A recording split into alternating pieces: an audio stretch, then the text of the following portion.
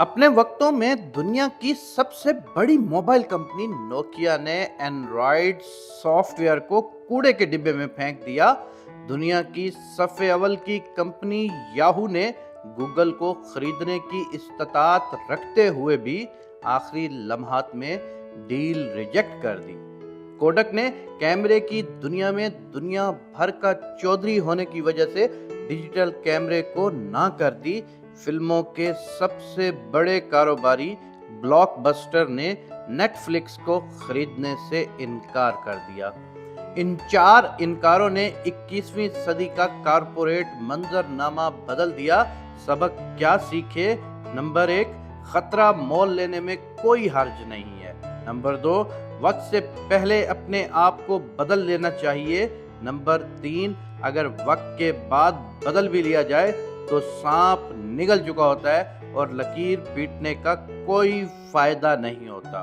तब्दीली सिर्फ बर वक्त फायदा देती है और सजदा-ए सहू अदा नहीं किया जा सकता। फेसबुक ने इंस्टाग्राम और व्हाट्सएप को खरीद लिया। ग्रैब ने जनूबी मशरकी एशिया में उबर को खरीद लिया। इससे क्या सबक सीखे?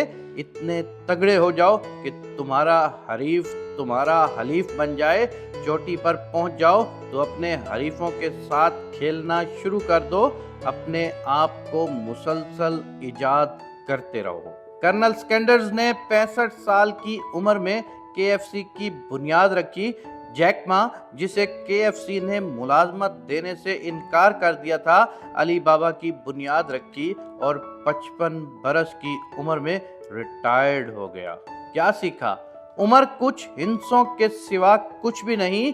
लगे रहो और अपनी मंजिल तक एक दिन पहुंच ही जाओगे। अब आपको आगे और कुछ दिलचस्प बातें बताते हैं कि दुनिया की महंगी तरीन गाड़ी लैम्बोर्गिनी किसने इजाद की। एक ट्रैक्टर ड्राइवर फ्रेस्कियो लैम्बोर्गिनी ने, जो फरारी कंपनी के मालिक एनजो फरारी के तौहीन अमेज रवैये की वजह से गुस्से में आ गया था। खैर, तब वो सिर्फ ट्रैक्टर बनाता था और फरारी उसने सिर्फ शो मारने के लिए रखी हुई थी। दोनों में ये झगड़ा 10 लीरे के क्लच की वजह से शुरू हुआ था। ये भी कोई सीखने की बात है? जी हाँ, कभी भी किसी की तौहीन मत करो, कभी भी किसी को अपने से कमतर मत समझो। अपना वक्त बेहतरीन जगह पर सर्व करो और कभी भी नाकाम होने से मत डरो। ये आज की आपको 12 लोगों की कहानियां समझाई हैं।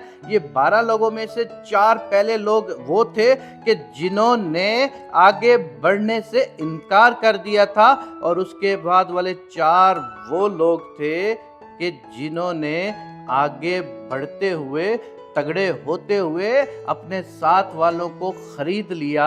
और बाकी के 2 ऐसे थे कि जो अपनी उम्र के आखिरी हिस्से तक जाके मेहनत करते रहे और आगे चले गए।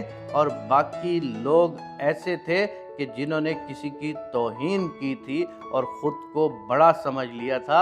इन कहानियों से सबक सीखिए और अपने आप को इन कहानियों से सबक सिखाते हुए आगे बढ़ते जाइए, क्योंकि दुनिया के जितने भी कामयाब लोग होते हैं उनकी कहानी में ज़रूर कोई ना कोई सबक होता है।